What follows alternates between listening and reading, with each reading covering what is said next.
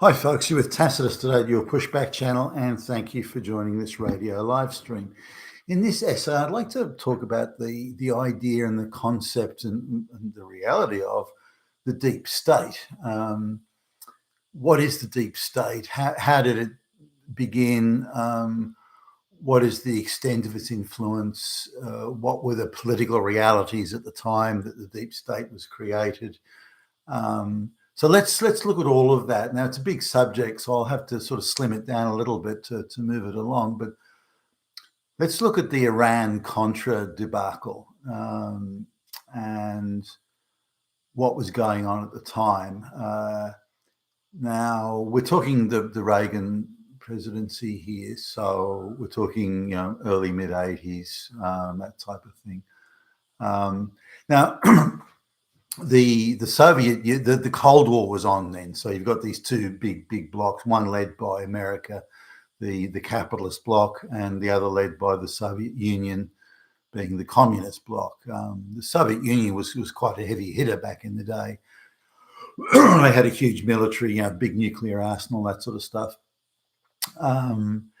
Now, the South America was sort of the third world in effect, other than little pockets. Chile was maybe doing a little bit better than some of the others, but it was a very corrupt series of regimes. The wealth was disproportionately held by a small number of people. I think that at the time, the 10 richest people in Mexico had more personal wealth than the entire national debt of the nation. So it gives you an idea to how tightly and narrowly held wealth was in Central and South America. So it was ripe for the communist message.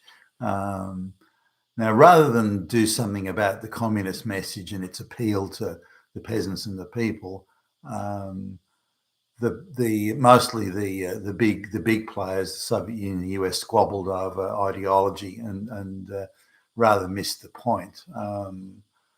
For example, the US had enough influence where they could force the governments of Central and South America to adopt different policies that would have created more wealth and distributed it more evenly, and have a merit-based system rather than a corrupt crony type economies that they had.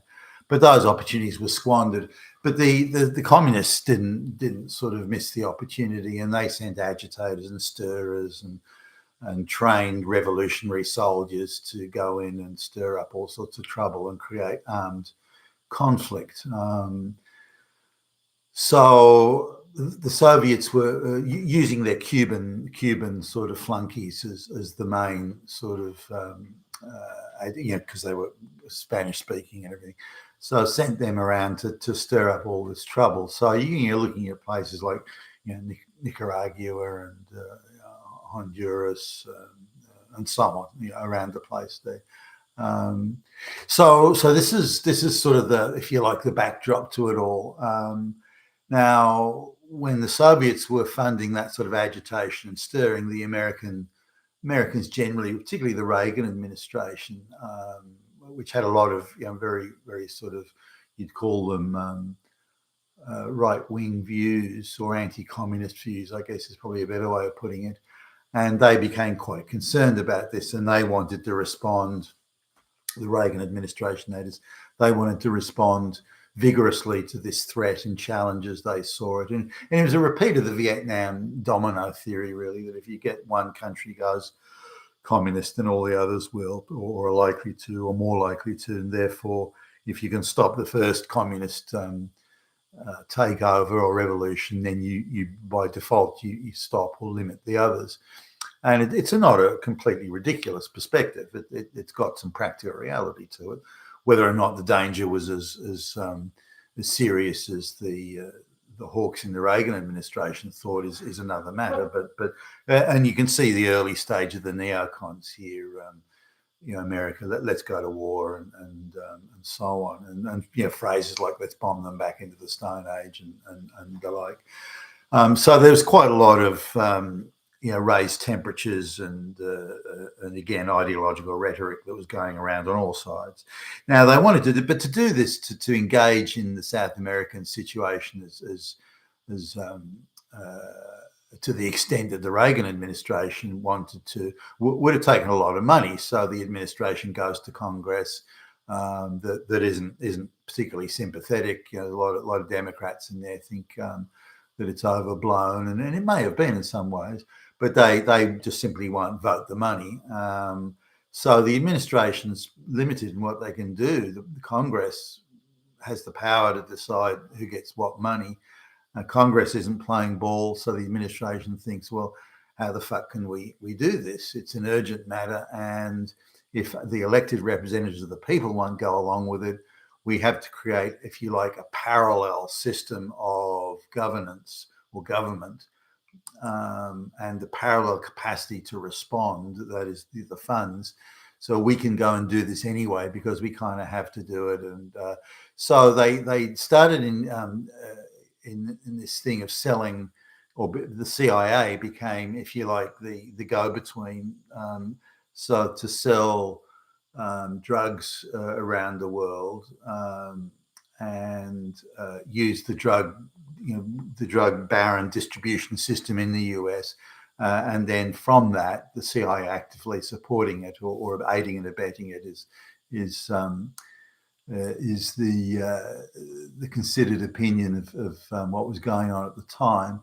And then, so effectively selling drugs to Americans, and then with all the money they make from that, they can then take that money already laundered through the drug lords, the American drug lords, and the South American drug lords for that matter. That money already laundered, they can use that then to fund the counter-communist forces in South America.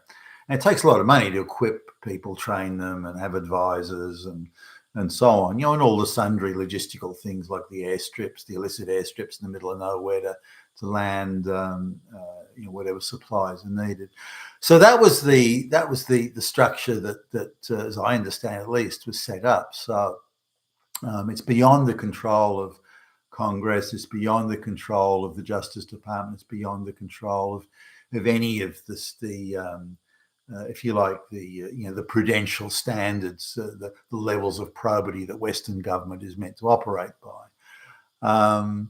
Now, whether it was justified or not, or the threat was as great or not, that's rather beside the point. The executive of government decided to operate outside of the Constitution, to operate outside of due legal process, and all the other things, the political process, to get it done. Now, what they were able to do is they were able to get the CIA or certain people within the CIA to go along with this. Now, that means that people who were sympathetic to this had to be installed in the CIA. The right sort of people had to be promoted or given more extensive duties and oversight responsibilities and so on. Now, because of that, the FBI in turn had to be also, if you like, cleansed of the wrong opinions or the wrong views. FBI agents who might have jumped all over it and got the Justice Department involved and engaged in prosecution. They were moved to one side, and again, people who would take a much broader and sympathetic view of this were installed. So already you've got, in effect, a secret organization operating in Department of Justice, FBI, and CIA that are sympathetic to, or will not oppose or get in the way of, what the executive is doing. Now, this is let's suppose this was necessary. I'm not saying it is or isn't, but let's suppose it was necessary, that these measures were necessary, and Congress was just being difficult. They were a Democratic Congress. They didn't like Reagan, and they do anything they could to disrupt his agenda and so on. Let's suppose that were the case, and therefore the executive was sort of driven to this by the extremity of the situation. I don't agree with that, by the way. Let's suppose it was. Then the minute the whole thing was over, that they'd done their objective, or the Reagan presidency ended, who came after Clinton came afterwards, then that the whole thing should have been disbanded and ended. But by now, by this stage, so many people have got their hands dirty. So many people have got their hands in the till. So many people are involved in these extracurricular activities, if I can call it that. Then they can't afford to let go of the reins of power. They can't afford to stop putting their stooge flunky buddies into key roles, because now you've got an extensive cover-up operation that's going on. Now, because the illegality has been so great, not that there weren't hearings and things like that, sort of in the overall scheme of things they were. Colonel North was you may remember, and you can see it on YouTube, things, was called to give testimony and that sort of thing. It's in front of like a Senate committee, or a congressional committee, I think it was. But it wasn't disbanded, as far as I can tell. And if you look at the architecture of how it was all put together, it actually stayed in place. And because a cover-up was needed afterwards, that then meant that people who were sympathetic to that and were prepared to support it or look the other way, or prepared to shred documents that might incriminate their other people in their circle, it became a cabal operating throughout the entire Justice, CIA, FBI, and became, if you like, a permanent fixture of these agencies and these public service divisions, and it furthered from there. Once you engage in sort of behaviour and you have to cover it up, then you have to cover up the cover up, and then you have to cover up that, and so in the end you've got the tentacles going everywhere in all directions. And it's people who have to have high levels of trust in one another, because each is covering the back of the other person, either up or down the line, who's committed acts of illegality, or covered up for the person who did commit the acts of illegality, and so on. And this creates, in effect, the deep state. Now, okay, along comes Clinton as the following president, and actually, no, it wasn't Clinton. It was George Bush that came along next. Clinton came after that. And so Bush was a former CIA director. So he keeps all that structure in place. And it seems that Clinton did as well. Whether or not it went a little bit underwater temporarily, but all these people are now all connected through their illegality, and again, the cover-ups and so on and so forth. People are purposely picked, promoted, and placed based on their allegiance to this deep state and to each other. So it becomes a cabal in that sense, and again across multiple agencies, not just one or two. Now, when the Homeland Security Department's created following 9/11, that's then taken over by people who are drawn from that same deep state cabal. So now they control all of this stuff, including the ability to censor the media and the like. So I think this is, it's a quick take, and again, it's a huge subject that would take hours to cover. But this is my view. I don't think there was an intent per se to create a deep state. I think there was the original thing. What do we do if Congress? What if we need to do something important and Congress won't let us, but we really, really have to do it? It's vitally important. Well, we'll just bypass Congress. We'll have a parallel government in effect, and increasingly that deep state. Those people became the deep state and amassed greater power as time went on. And remember, they've been at it now for, over 30 years. And this is the deep state that we see today.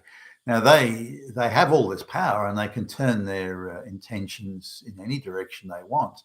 It can be to further mass immigration. It can be to become globalist, lead the path for the globalists, so that the path is cleared of all obstacles, which is exactly what they're doing now. So whether or not they're trying to stop the communists in South America or kill off opposition to globalization, doesn't really matter. They've got the power, the influence, and the people in all the right places to do it. So that's my take on my opinion on how the deep state originated and how it stayed and what it's doing today.